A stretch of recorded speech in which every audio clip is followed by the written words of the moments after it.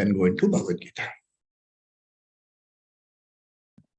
Om Parthaya Pratibodhitam Bhagavata Narayanena Swayam Vyasena Gratitam Purana Munina Madhye Mahabharatam Advaitamritavarshinim Bhagavatim Ashtadashabhyayinim Ambatva Manusandradhami Bhagavad Gite Bhavatveshini Namostute Vyasa Vishala Buddhe Pullarvindayata Patra Netra Yena Tvaya Bharata Taila Purnaha Prajvalito Jnanapaya Pradipaha Prapanna Parijataya Totra Vetraika Padaye Jnanamudraya Krishnaya Gita Mritaduhe Namaha Sarvopanishado Gavaha Dogdha Gopalanandanaha Partho Vatsasudhir Bhokta Dugdam Gita Mritam Mahate Vasudeva Sutam Devam Kamsachanuramardanam Devaki Paramanandam Krishnam Vande Jagadgurum Bhishma Drona Tata Jayadrata Jala Gandhara Gilotpala Shalyagrahavati Kripena Vahani Karnena Vela Kula Ashwathama Vikarna Ghora Makara Duryodhana Vartinim Sotirna Khalu Pandavai Rananati Kaivartaka Keshavaha Parasharya Vachasaroja Mamalam Gitartha Gandhotkatham Nana Kyanaka Kesaram Harikata Sambodhana Bodhitam Loke Sajjana Shatpataira Haraha Pepiyamanam Muda Bhuyad Bharata Pankajam Kalimala Pradvamshina Shreyase Mukam Karoti Vachalam Pangum Langayate Girim Yatkripa Tamaham Bande Paramananda Madhavam Yam Brahma Varunendra Rudra Varutaha Tundanti Divyaistavaihi Vedai Sanga Padakramo Panishadai Gayanti Yam Samaga Dhyana Vastita Tadgatena Manasa Pashyanti Yam Yogina Yasyantam Navidusura Suragana Devaya Tasmai Namaha Yasyantam Navidusura Suragana Devaya Tasmai Namaha. We now go to chapter 5 of the Bhagavad Gita. We will chant from verse number 7, so that there will be a lot of reference to these verses. Om Shri Krishna Paramatmane Namaha Atha Panchamodhyayaha Karma Sannyasa Yogaha. Verse number 7. Yoga Yukto Vishuddhatma Vijitatma Jitendriyaha Sarva Bhutatma Bhutatma Purvannapi na lipyate Naiva Kinchit Karomiti Yukto Manyeta Tattvavit Pashyan Shrinvan Sprashan Jigran Ashnan Gachan Swapan Shwasan Pralapan Vishrijan Grinnan Unmishan Nimishan Napi Indriyani Indriyartheshu Partante iti dharayan. This we saw in the last session. That is, all of us, without exception, know one date very well. Not only a date, we also know it very well. Let's say the date. What is our birth date? We know it very well. But there's one other thing, answer to a question, which I wonder if we know. The answer to this question is, you know when you were born. When were you born? You know your date. I wonder if we know the answer to the question, why were you born? Why were you born? To grow physically, eat, overeat, grow old, die. Is that the purpose of your birth? If death were the purpose of my birth, maybe why born at all? There's an intelligent organism. An intelligent organism. Look at the struggle that takes place when it wants to die. Not accepting that is not something natural, not willing to die. Forget dying, not willing to get old. Some people want to be eternally 40. Some people want to be eternally 90. Okay. There are some cricketers from a neighboring country permanently 16. They join the game when they are 16, retire when they are 16. The son is 16, father is 16. Nobody wants to do. Nobody wants to die. What's the purpose of your life? Make a lot of money. Pay mortgages. Have children. The answer to all this doesn't seem to fit the bill. In fact, there was a very successful investor. He made billions in the stock market. He said, take away all my money as long as if you can restore my health, because his kidney was gone. He was on a wheelchair. He couldn't eat. He could throw a party for thousands of people with a 16-course menu, but he had to settle for Quaker oats, and some hot water. Is it the purpose? And so that we do not know the purpose means I am ignorant of the purpose of my life. So the antidote to ignorance is knowledge. The antidote to ignorance is knowledge, nothing else. That's why we should examine certain, events as depicted a little carefully. The student goes to his teacher, the teacher touches him on the head, and he becomes an enlightened person. It doesn't work like that. Can knowledge be transferred by touch? There is an economics teacher here, the medical teacher here. It will be very easy. I can make you all sit down, touch your head, and it will all be knowledge. It doesn't work like that. So knowledge doesn't come by some touching or watching some footprints on the wall, on the floor. In somebody's house, from the walls, all vibhuti fell, and there were footprints all over the house when they returned, and things like that. That doesn't give you knowledge. That's something I don't want to discuss. It is something subjective. I see it. It doesn't happen in every bhakta's house. So it's a matter of knowledge. And for getting knowledge, I must go to the right source.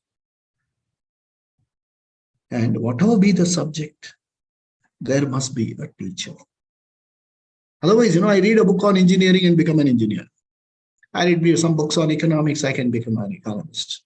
I read some books on medicine, I become a doctor. Does it work like that? Do they ask you to go to the library, research and make your notes, and after 4 years you are sweat? So it doesn't happen like that. There's a person who explains to you, unfolds the things to you. So knowledge, you should go for knowledge to the proper source. And that source in Sanskrit is called pramana. Pramana means of knowledge. And that pramana is Veda Pramana, our Vedic heritage. There are 3 in number: Bhagavad Gita, Upanishads, and Brahma Sutra. They are called Prasthanatraya. And there are a lot of other prakaranas and Itihasa, Purana, which reinforce your knowledge. There is a source of knowledge, Pramana. Pramana means that's the only source of knowledge. Only source of knowledge. It cannot be confirmed or dismissed by another source of knowledge. Like all of you have gone for eye examinations. Computerized setup. This test, that test. At the end of it, they'll put some, frame without glasses. So that the doctor will say, is this okay or this okay? Is this okay or this is okay? You have to confirm that you can see. Nobody can confirm that you can see. Have you gone for an ear test? He will bang, a tuning fork, and he'll put it here. How do you hear it? He can't certify you can hear. You have to certify you can hear. That's why it's called a pramana. In the same way, knowledge about the purpose of life is not revealed by anything else but this subject pramana called Veda Pramana. And the Veda Pramana is operated, unfolded by a teacher, Guru. Two syllables, Gu and Ru. Gu stands for Andakara. Ru stands for Annivarta, Nivartaka. The ignorance is removed. The Guru is the person who unfolds the knowledge and reveals the knowledge to you. And in the Bhagavad Gita, there are words used differently in different parts of the same chapter or in different chapters. In one place, yoga will mean something, karma yoga. In another chapter 5, yoga means karma yoga. In chapter 6, yoga means dhyana yoga. In one place, Atma means the mind. In another thing, Atma means the Brahma. And this can be unfolded only by a person who knows, who has gone through this parampara, who knows how to teach. That's why Guru is important in our life. We can't stumble on this knowledge. So we have a parampara, a tradition. There is a prakriya, how the teaching is unfolded. And we have a teacher. And this is universal. This is not meant only for people born here or people born as Hindus. This knowledge, the purpose of life is universal. Because the purpose, as explained in the Vedas, is different. It's a matter of knowledge, jnanam. Jnanam takes place in the antakaranam, buddhi. In the buddhi, by the buddhi. There is something figured out, something revealed to you in the buddhi, by the buddhi. Antakaranam. And in the antakaranam, for you to receive this knowledge, I'm going to use few R's, okay? You must receive this knowledge. You must reflect on the knowledge. You must be able to retain it. You must be able to relate to it. Then your life becomes relaxed. 5 R's, remember. And for that to happen, you must have preparedness, jnana yogyata. This was unfolded. And for getting jnana yogyata, you have to follow a certain sadhana. You have to do certain exercises. Sadhana. What is a sadhana? There are 3. Sadhana is called jnana yogyata prapti. Preparedness to 5 R's. Receive, reflect, retain, relate. Relaxation happens. You need jnana yogyata to be able to receive it. Jnana yogyata prapti, as you have to follow a certain discipline. And for that discipline, 3 options are given to you. Option number 1. The first part of preparation, there is no option. It is called Vidyarthi stage, student stage. And during the student stage, you are a brahmachari, a person who deliberately withdraws himself and commits himself to study. There is a lot of discipline, brahmacharya, eating discipline, sitting discipline, clothes wearing discipline, what you see or what you cannot see discipline, who you can mix with, who you cannot mix with discipline. Discipline stage, rigid, call it regimentation. And it can be rigorous, can be pretty rigorous. I once heard a story that there was this person who joined the army. He was an intern, and the first year, naturally, the commandant comes and says, you guys have joined the army today, you're somebody. So do you have any problems? Please let me know. This is the time. So then first, the cadet who just joined, got up. He said, sir, I'm so, I'm 1 week old. Said, what's your problem? The morning tea, by the time we come here, the tea is all over. So why, what happens? I don't know, but I think the seniors drink the tea. We don't get it. Commandant said, is that so? Hortia, come tomorrow morning. And he really rogered them rigid. Go around this so many times. All of them by the time 12 o'clock. Then he told them, this is what you teach these people, is it? In the fourth year, took on the second, third year. Rogered them rigid on day two. Third year took on the second year. Then second year took on the first year. They said, what's your complaint? No tea, no problem.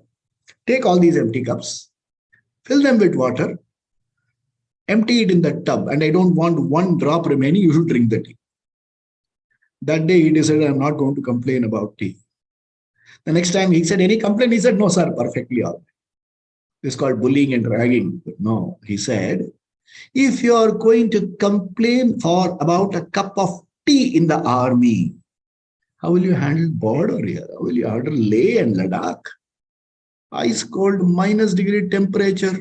You have to stay in a camp where if somebody dies, you have to keep him there till the reinforcement comes after another 3-4 months. You have to keep him in a body bag. You have to sleep next to him. Regimentation. So the Vidyarthi life is regimentation. As soon as the Vidyarthi life is over, the student is given an option. You can take to Grihastha continue study. What is study? Shravana, Manana, Nididhyasana. 4 hours. What is 4 hours? Receive, reflect, retain, relate. Shravana, Manana, Nididhyasana. You continue in the Grihastha lifestyle. If you don't want, you skip the Grihastha lifestyle, go to a sannyasi lifestyle. In the sannyasi lifestyle, what do you do? Shravana, Manana, Nididhyasana. Who decides what lifestyle is suitable for you? Guru decides. Guru says this sannyasa lifestyle is suitable for you. Join. Grihastha lifestyle is suitable for you. Join.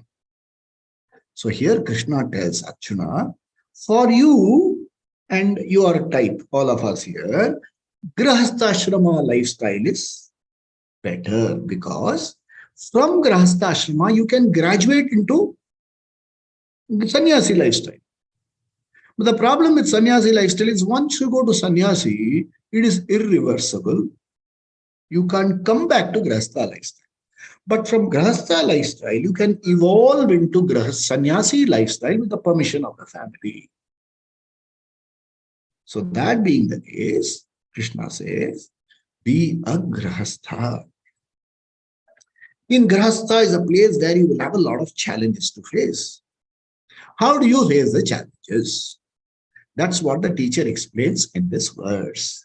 You face challenges by objectivity, by a certain aliveness to the reality. What is the reality? If you work towards a certain goal, the chances are you'll get it. You may not get it. You may get something else. So there is always a chance of getting or not getting. You may get it, but you may get it too late. You may get it, but with some unilateral, some things, some collateral things can come along. You wish you hadn't done it. I've always told you this story. There was a fellow living in a single room, opposite the airport. There is one place, Bombay, just behind. Single room. They say in Bombay, Koli, one room and one kitchen. He had a family of 3 children. He said, and then I have to go, and then he shifted to a place called Kharghar, New Bombay. Bought a huge flat. All his children migrated. They went to the US. He is now in Kharghar all alone. Neither, he says, there is 16 floors, power cut hota hai. How do I walk down? So he's gone back to his old one-room Koli, and nobody buys that Kharghar flat. Or is he able to get rent for that? The flat which he moved with a lot of jing bang is now lying waste. So achievements means problem. Achievements in the material field means, I will not say it is useless, but it always comes with mixed results. This is a challenge, and you will have to learn to handle this challenge. So they are called Artha Kama. Artha means material benefits. Kama means pleasure, security, and entertainment-oriented benefits. You have to learn to handle, because you may want something today, but you may not want it a month later. You may not want it a few months later. So it always happens. So you must know how to handle. So the teacher says, if you align your artha kama to what is called dharma, dharma means what is proper. You lead a life free from conflicts. When a life is free from conflicts, this space empties itself of two things: regrets, hurt, and anxieties. This disk becomes free, and valuable space for R can happen.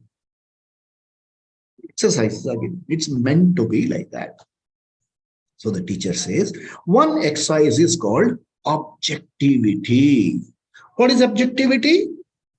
I'll tell you what's it. There's a next door neighbor who came to me a long time.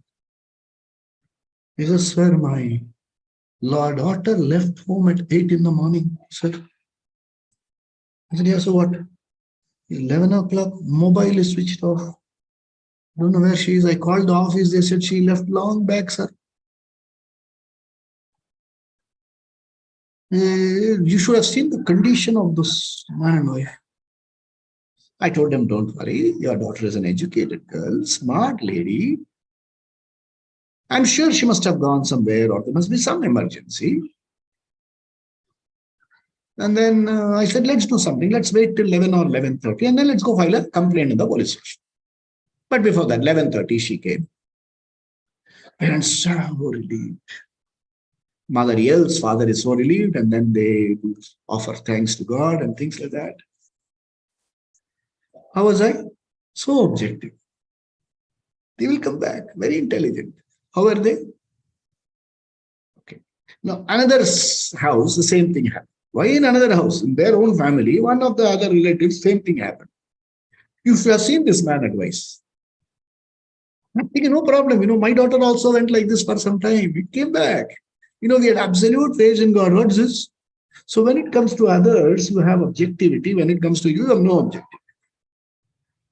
So objectivity is where there is a valuable space between the stimuli and the response. When there is a stimuli and there is no gap, it becomes a reaction. But suppose there is a cushion, it's a response. Objectivity happens here. It is called a precious space, where there is a certain acceptance of the situation around for you to take an appropriate action. And this objectivity, Krishna says, doesn't come by just like that. You have to grow into maturity. And depending upon your mental status, your psychological growth, the teacher recommends that you live the life of a grahastha. For you and all of us here, he says, live the life of a grahastha. Face challenges. I love this, Bombay mein koni marna, elbow you in the ribs. Life will give you a lot of koni marna. And you will get matured. It happens to all of us. Happens to all of us. So he says, grahastha. And for objectivity, some exercises are given. These two, up to verse number 9, he talks about those exercises. What are those exercises? He says, have an abhyasa of observation. Objectivity means stand back and observe. Okay. What happens is, see, when New Zealand and Pakistan were playing, there was so much objectivity. The next day, they want to send everybody to the cleaners, hang them, quarter them, pickle them, and hang them. And when they beat the Pakistan first match, oh my God, what a team, what a team, what a team.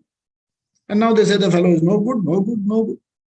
But how do you, tomorrow's when you see the final, there's going to be fun because your stakes are not in. Hey, look how this fellow is batting, how that level. Even that's some objectivity, sir. One fellow told me, sir, any team other than Pakistan winning, I am happy. So you have problems there also. So objectivity is the capacity to sit back and watch. It doesn't come. You have it in some areas, but when it comes to you, when it comes to you need to create this objectivity. You should work on this objectivity. So in 679, the teacher recommends a certain abhyasa for you to have objectivity. So they are taught in meditation sessions and things like that. There's some meditation. They say, close your eyes, take a deep breath, breathe out. You have done this deliberately. Now, close your eyes, observe the physiological function of breathing. Breathing happens. Your mind is a sakshi, observing the breathing. And when you observe the breathing, thoughts will come. Hey, I have not done this. I have not done this. I wish they didn't make so much noise. I wish I had a hot cup of tea now. These thoughts will come. Somebody says, go to a thoughtless state. It never happens. Even Lord Shiva, it doesn't happen. It doesn't happen. Thoughts will come. But what do? Focus on the activity called breathing. Focus on breathing. Thoughts will come. But they won't sink their teeth into you. Focus on breathing. From that, we graduate to other activities. Observe your heartbeat. Love, love, love. Mind is focused on the heartbeat. In the same way, he says there are certain other actions. What's that? Seeing. And how do I observe? Just step back and see the process of sight taking place. Okay? My eyes open. They fall on this. Creates image in the brain. I see it. So I have seen a padartha. I've seen a thing. So I observe the process of seeing. I pick up a more valuable product. I also see. When you are seeing a padartha, I am seeing something different. What's that? It belongs to me. The padartha has become a vishaya. It has become mine. It has taken hold on me. You can't wish it away, okay? The teacher says, observe this process of you seeing and how an object which was just an object has become something very near and dear to you. Just observe this process. You will have objective. You will be able to step back. Like that, when you are drinking a cup of tea, deliberately, yeah, I'm smelling this, yeah, it smells good, it tastes good. Deliberately, Tibetan monks do that. It's very cold outside. Yes, I'm able to feel that it's cold. A certain deliberate abhyasa, exercise, not throughout the day, at some points of time during the day, can happen. Yeah, I was coming out and knocked my hand on this door. There's a lot of pain on my elbow. I can curse the doorstep. But how does it help? But I can say, yeah, there's some pain. I'm objective for the pain. Yeah, there's a little pain in your aching. But what happens is when I create a distance, it's as though I've got valuable space and a disposition to handle this. Not willing or wishing that the pain not be there. Okay, careful. Careful. It is not denying anything. It is observing, not absorbing. It remains outside. It doesn't percolate into my system. So all the activists, seeing, Pashyan, Jigran, Ashnan, Swapanshwasan, Grinnan, Vishrijan, Unmishan, Nimishan, Api. Close and open the eyes. Every activity I become objective. From the activity, move to results and actions. So Artha Kama I want. As a karma yogi, as a grihastha, I get into karma yoga. What is karma yoga? Karma is action. Karma done with a proper attitudes becomes karma yoga. What is attitude?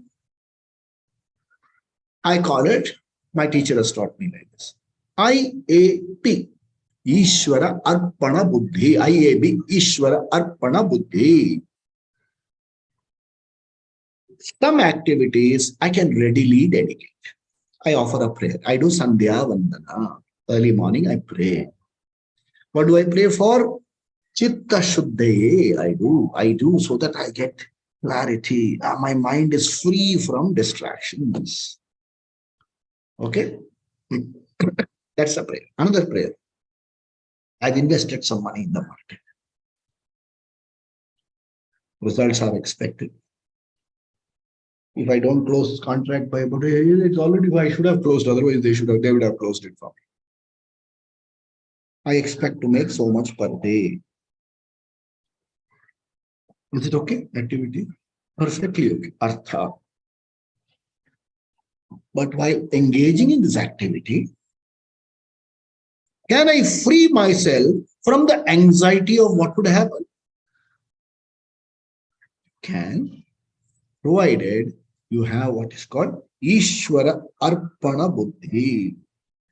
I am doing this for profit. I am not doing it, oh Ishvara, you take it away, I don't want it. Nobody does all this. That's all a lot of bunkam. Karma ki eja phal ki ichha na kar e insan. You know who wrote all these lyrics? It doesn't work like that.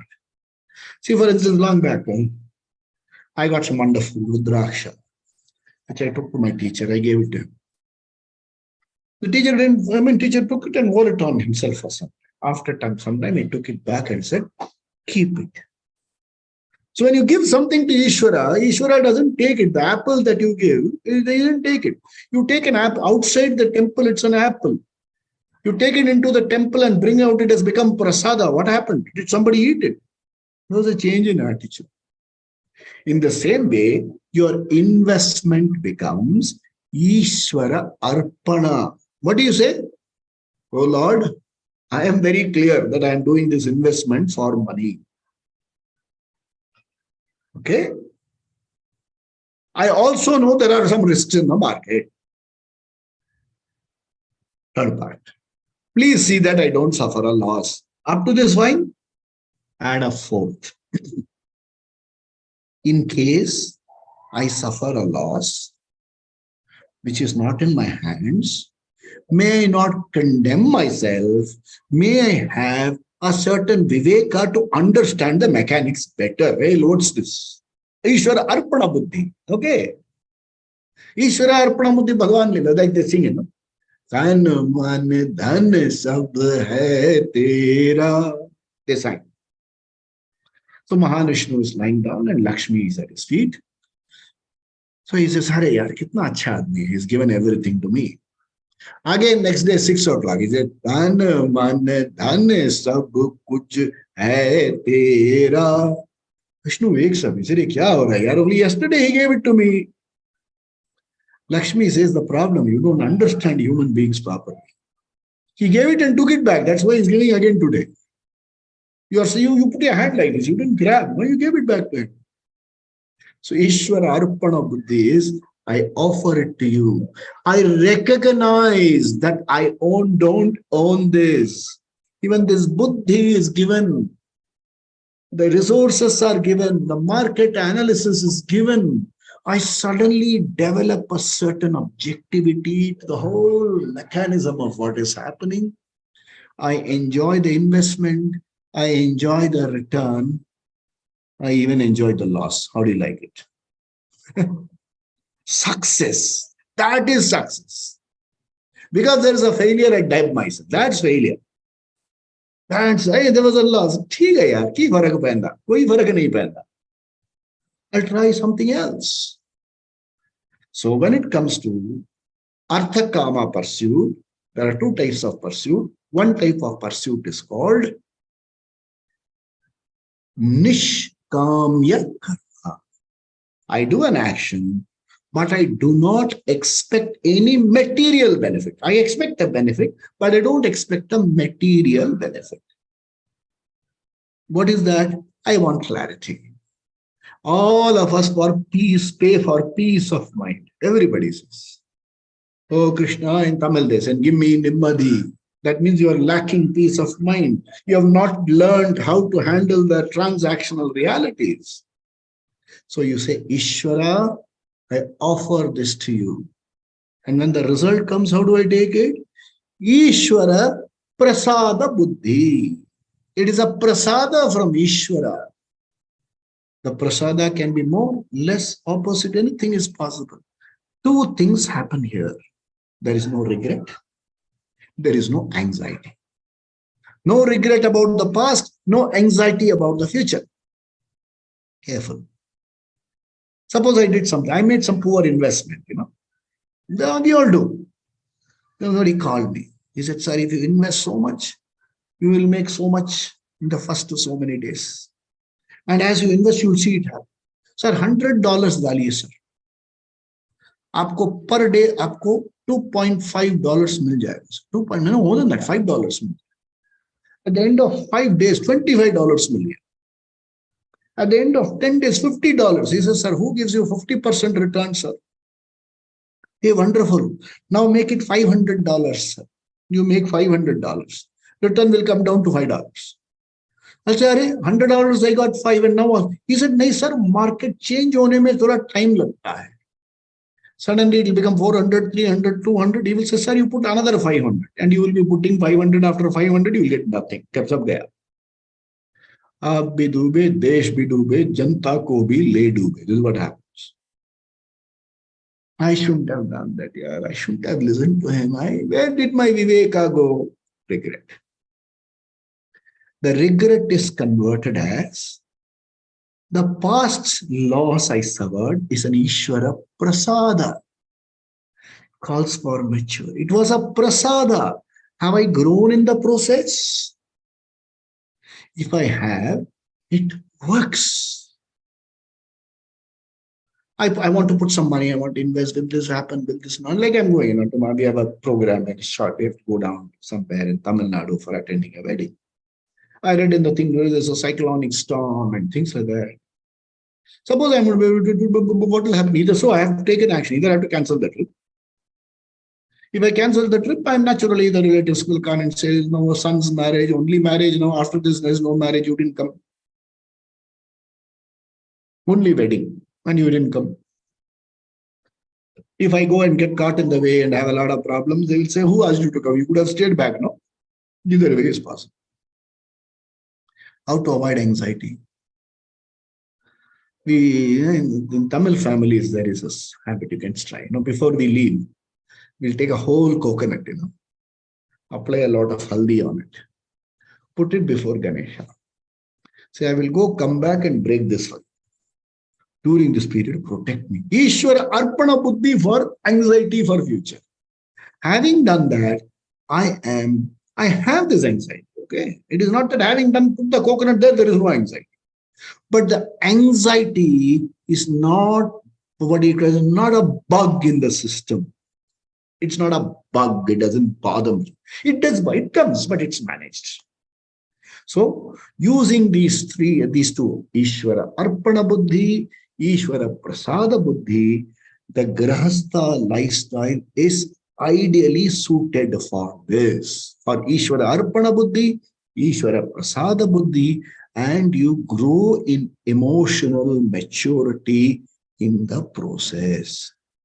You will get peace, relative peace. At least you will not be, even if somebody does Kodi Magna, you will smile and say, Lagta hai.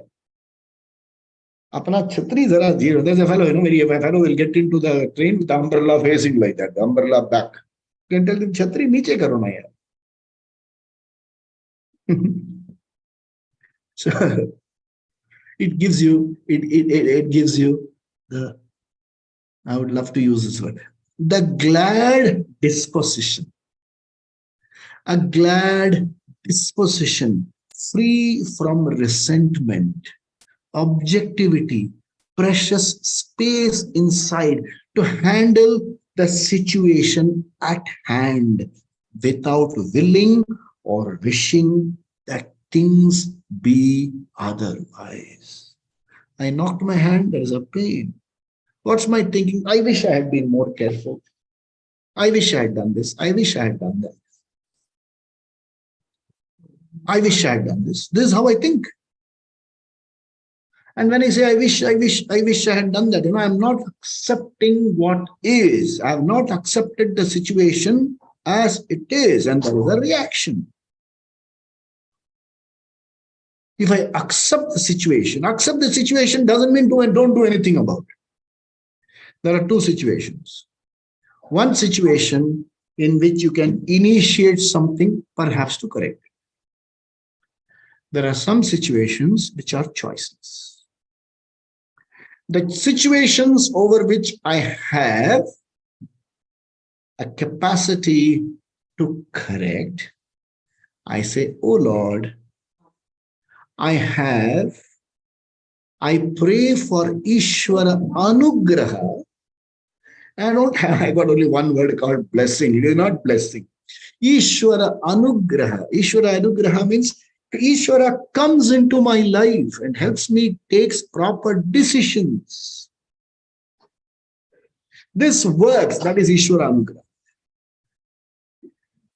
This works, and I take action to correct it with Ishvara Arpana Buddhi, Ishvara Prasad. Ishvara Arpana Buddhi, Ishvara Prasad. The outcomes don't disturb. Outcomes can be unpleasant, and they can shake you. But they don't make you a Tanjavur, there's one Tanjavur doll, shake all the time. It doesn't make you that. There are some actions, outcomes, there are some situations for which you can do something. There are some situations you can't do anything, choiceless situations. There are choiceless situations. Somebody is dependent on me. The person cannot fend for himself. This is a worry. It's a genuine worry of somebody I know. Worry. What happens, this person who is dependent on me, what happens if I go before that fellow? Who will take care of him? Genuine worry. I will not say wish away this one, but it's called a choiceless situation. The choiceless situation I only face. Go to Ishvara with a trust. Oh Lord, you have protected me. And we don't use Lords, I only say Ishvara. Ishvara, you have protected me so far. I know तुम्हारे दरबार में देर है अंधेर में. You will never ever put me in a situation where I cannot handle. Just let me have the confidence and trust in you to continue to do what I am fit to do. I don't want choiceless, unpleasant situations. But if it comes, give me the wherewithals to handle it. Cry, no problem. Cry before Ishvara. You can say helpless. Hey Govind, hey Gopal, Uddharamam, lift me up. Deenam, Ati Deenam, Balahinam. I am weak, I am poor. Hey Govinda, hey Gopala, Uddharamam, lift me up. Asking for Ishvara Anugraha. Ishvara Anugraha comes in three forms. Ichha Shakti, Kriya Shakti, and Jnana Shakti comes in that form. And this gives you that space inside to see the existence, to be aware of this reality. Valuable space inside. So start observing for a few minutes every day. You're eating.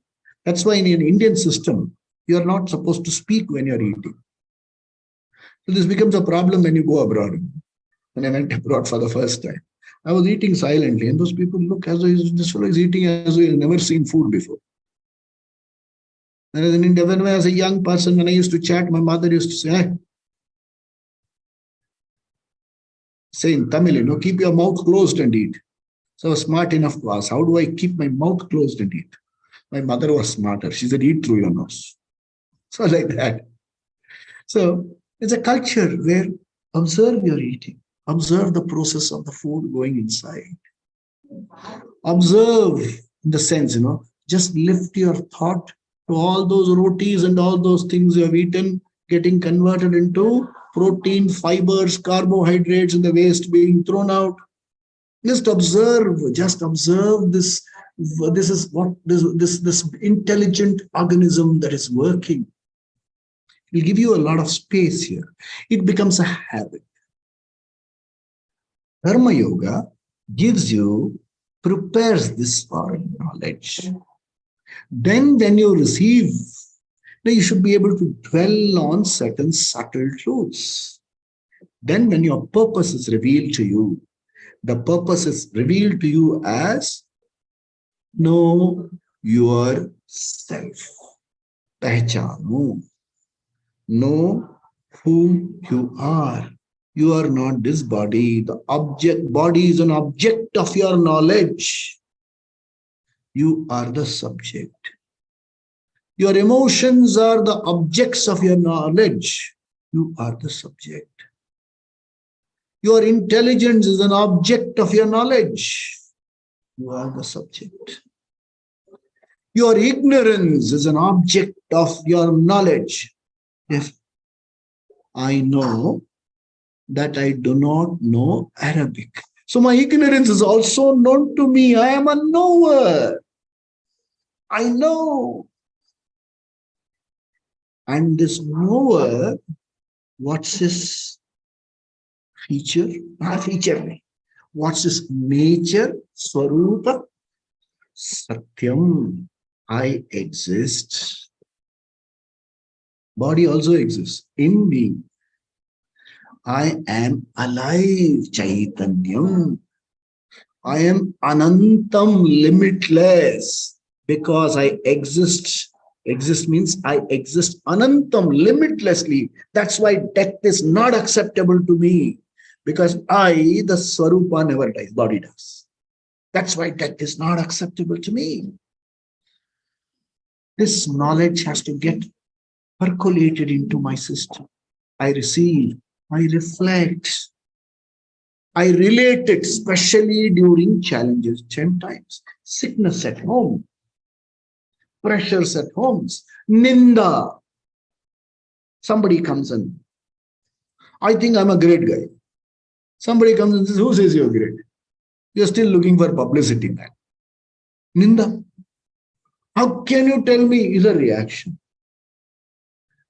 Suppose I say, this role is receiving this stimuli. I've suddenly objectified. It doesn't mean I have to swallow and not do anything about it. I've objectified it. The reactions are controlled. The response comes from the role player. What can be the response? Sometimes silence. Nobody can question the language of silence. Sometimes you can say, perhaps you have not understood me properly. You can say that. I've known a lot of people who say Ishvara, Parameshvara. Okay, some people say, Usko sadbuddhi do, that's provoking the trigger. Don't do all these triggers. Usko sadbuddhi do, then that fellow will say, you think I'm not having buddhi? That's a provocative. This is Ishvara. And what does that Ishvara mean? This is an unpleasant situation. This is a choiceless situation.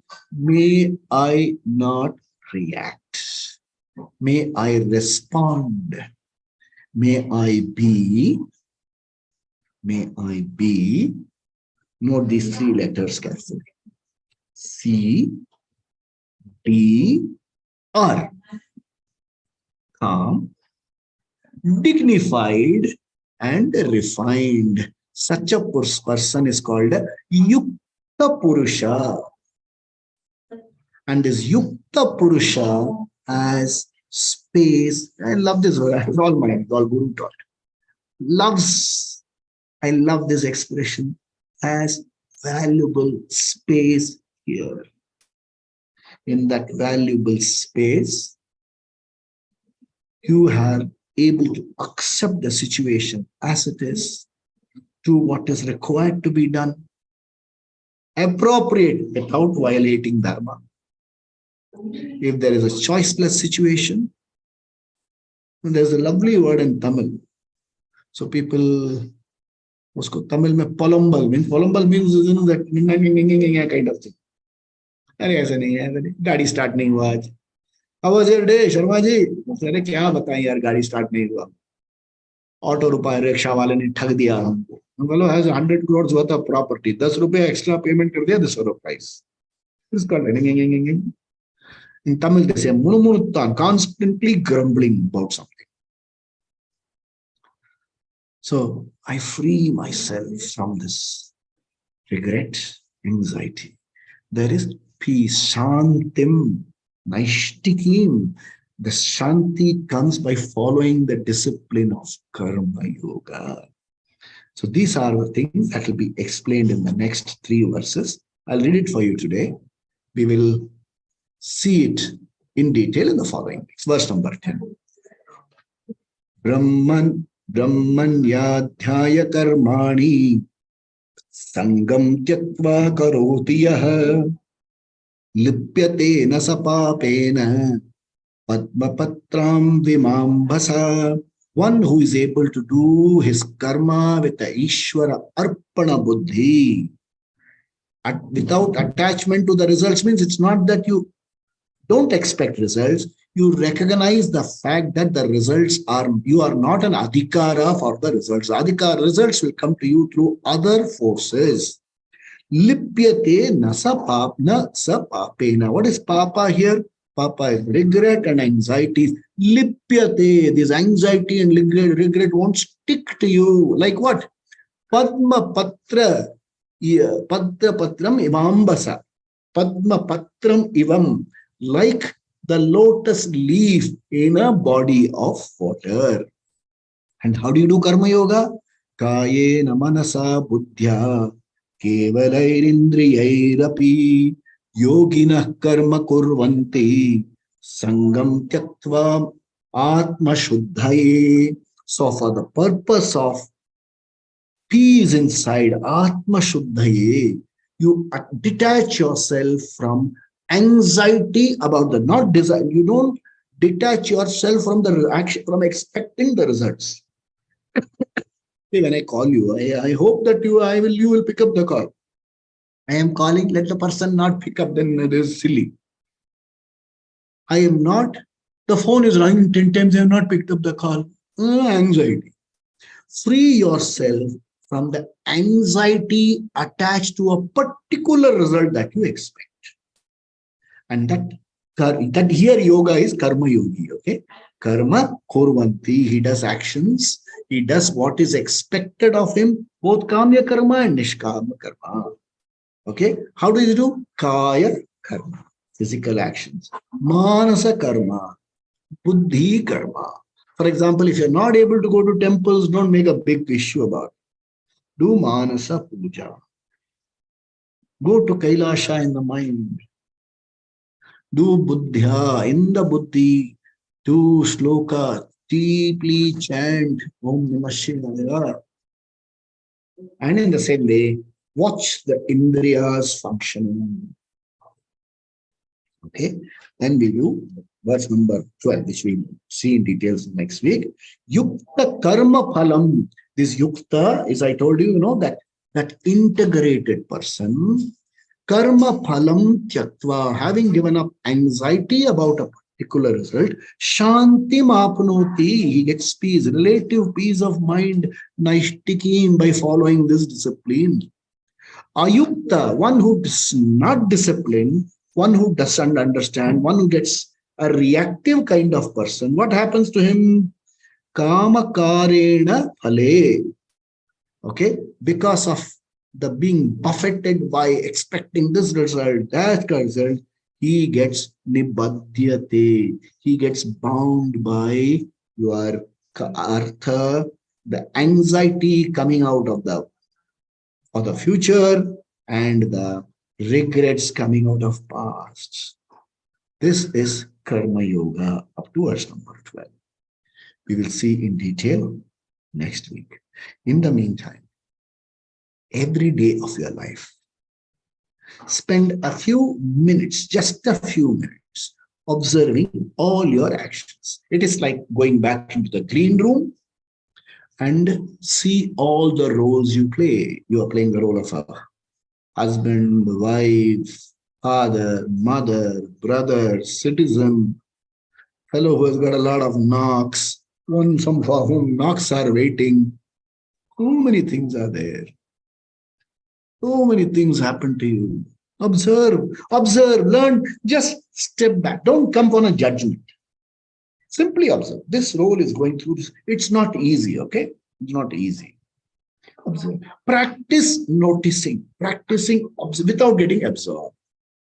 Rather than say, I am in pain, convert it into, this role has pain. This role has pain. Father has pain. Perhaps the citizen doesn't have the same pain. The friend doesn't have the pain. So identify the role and say, this role is going through this pain.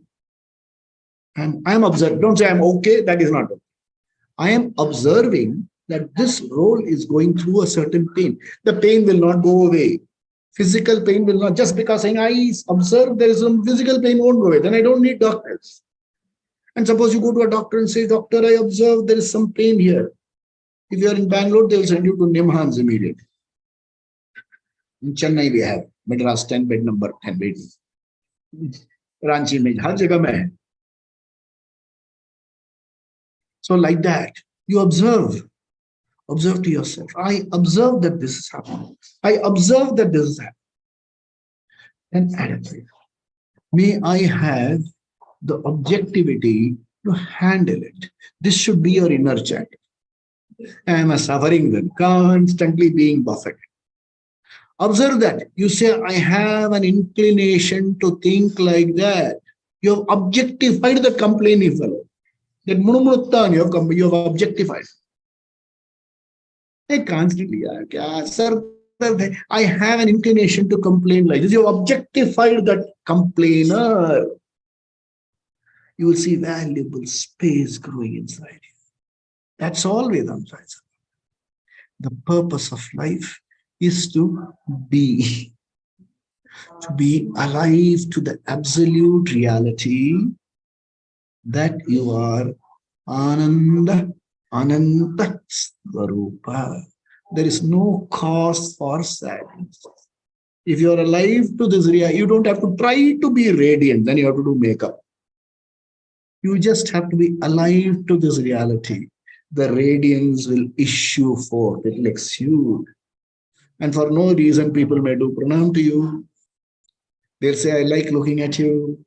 Sir, you're always smiling, sir. आपको देखने में बहुत अच्छा लगता है. One fellow asked me the other day, I was going through our colony here. Somebody said, how are you? He said, I'm able to see that you're. He asked me the question and answered it. I didn't tell him anything. I said, thank you. But at that moment of time, I thanked Guru Kripa. I thanked Shastra Kripa, which made this knowledge available to me.